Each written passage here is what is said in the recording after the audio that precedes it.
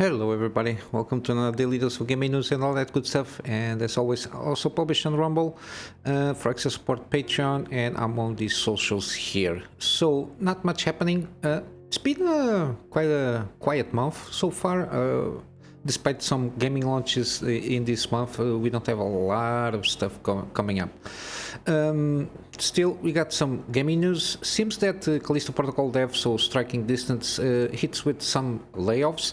But still seems to have future projects confirmed. I don't know if they are in pre-production, since this is basically just one studio, that it's still heavy on patching and I think working on some DLC for this game, but we will see. It's a single 20 to 250 kind of employee studio, so the fact that it basically the studio was founded just for the purpose at the moment for this game.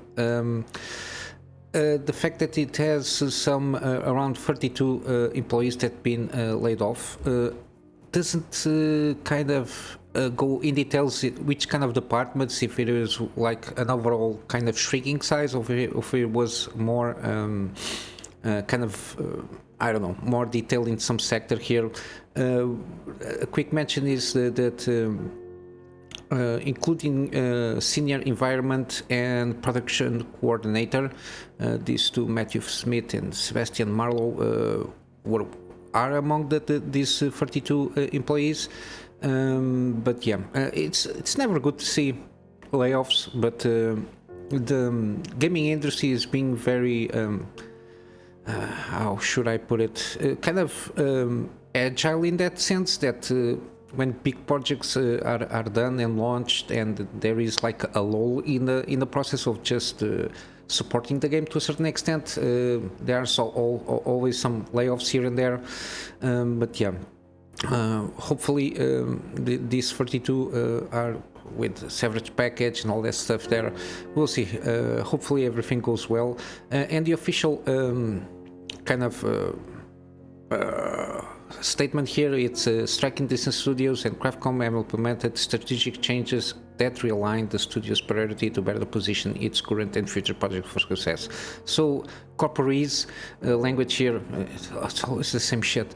Unfortunately, these changes have impacted 32 employees, honoring the invaluable contributions of each departing team member with material support in the form of outplacement services, and meaningful severance package is our top priority during this difficult moment. As I said, there should be going on with at least severance package and all that stuff, and the continued support.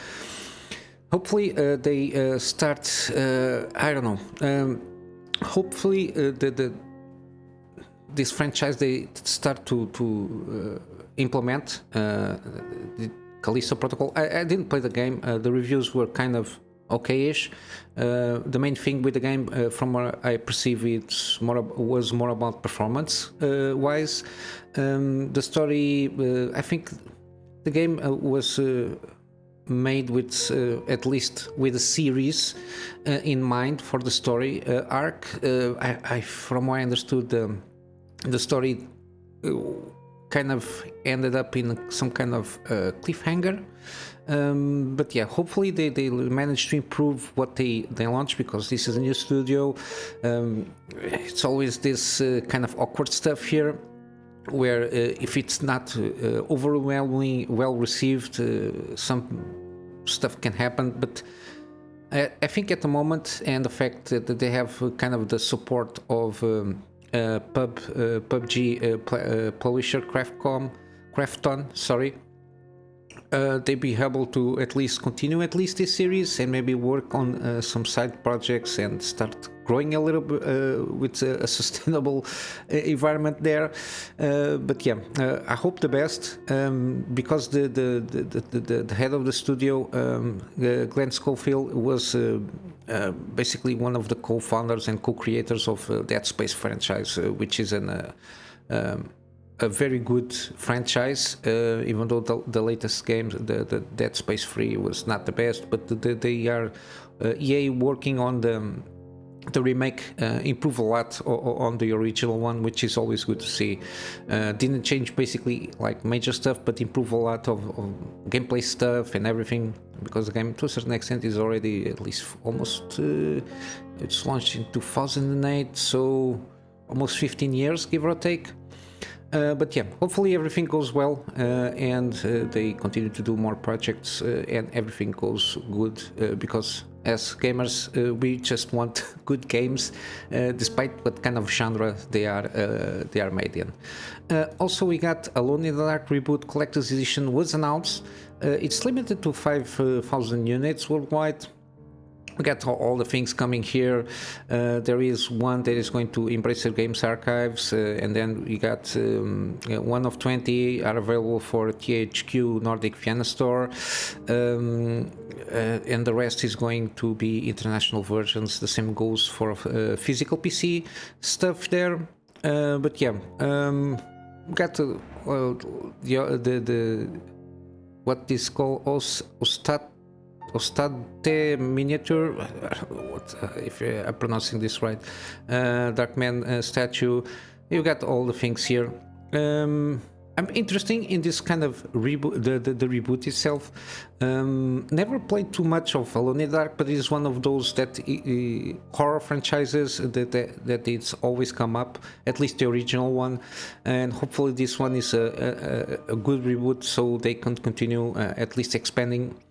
Because from what I understood, the franchise, the sequels were not that good in terms of quality. Never played them, but from the reviews and from the overall like gaming scene, from when people talk about lore and kind of franchises, it fiddled down a little bit in quality, the Alone in the Dark. But yeah, hopefully this is a good one. So we have creativity spawned after this reboot, and maybe continue in a better direction than the sequels of the original one. But yeah, it's what we got, the announcement. I think this will come this year, Halloween kind of time, October 25, yeah, around the time of Halloween. That's the thing that I had in mind. Okay, and also we got some Microsoft announcements for Gamescom, which is by the end of this month. Sorry, it's running from on 33, 24 and 25.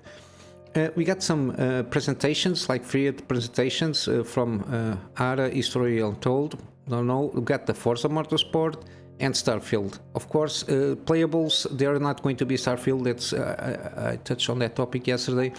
But we seem to have more Starfield information coming out, because it's when the Gamescom comes, it will be like 1 week and a half, 2 weeks until the launch. I think it's 6th of September, I think. But yeah, we have for sure more information. We got also playables, Elder Scrolls Online, not for me, Microsoft Flight Simulator, Towerborn. I remember covering this game, but I don't remember very well what it is. We'll see. And then, of course, the third-party stuff. In 25 titles, we got, of course, Armored Core, Cyberpunk, Jusant, Payday 3, Persona 5 Tactica, Stalker 2. Hopefully we have good news regarding this game.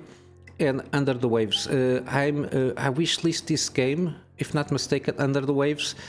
I know I covered this game. Seems pretty interesting, this one.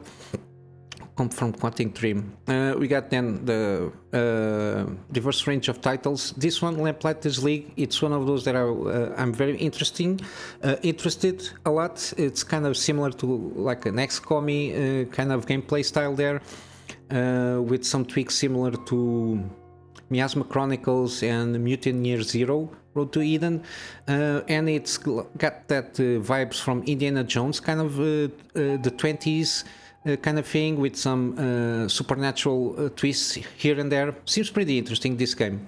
I saw some previews from gameplay, and it seems very, very interesting. Then we got Lightyear Frontier.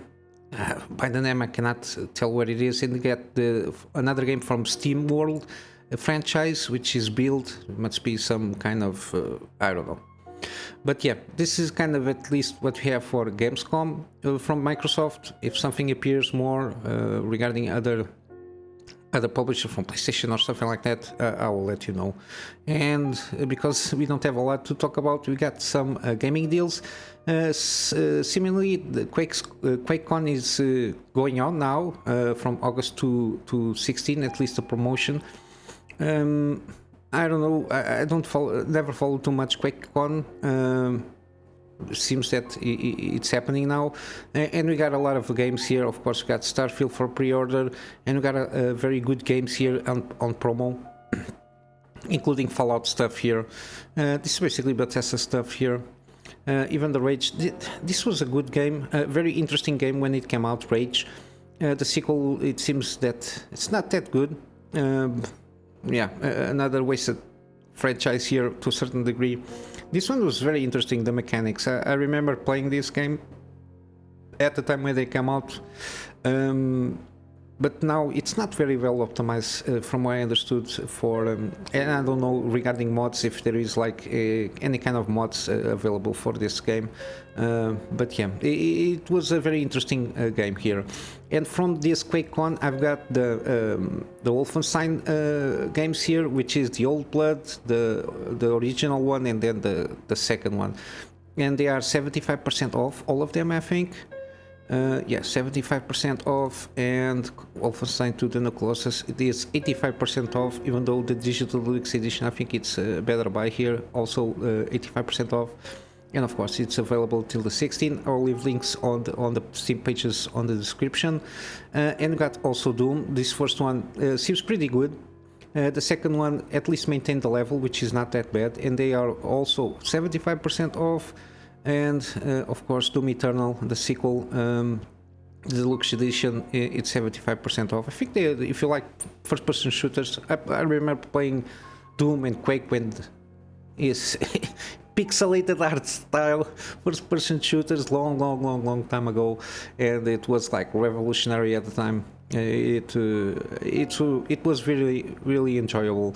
And here they at least the first game has some story, and I think the second one follows up a little bit more on the story, and I think it's not that bad, the story, from what I understood. I think they managed to get some interesting stuff there. We got also Shadow of the Tomb Raider, so the Tomb Raider series is still on promo. I cannot understand what is the time limit on these ones, but I will leave the Tomb Raider franchise here. And finally, we got Atomic Heart. They launched the Annihilation Instinct DLC. They are improving the game, and I think it's way better now. 77, 84, got a little bit lower. I think people bought more with the promos, but you got the demo here to try out the game if you want, but it's around 40% off.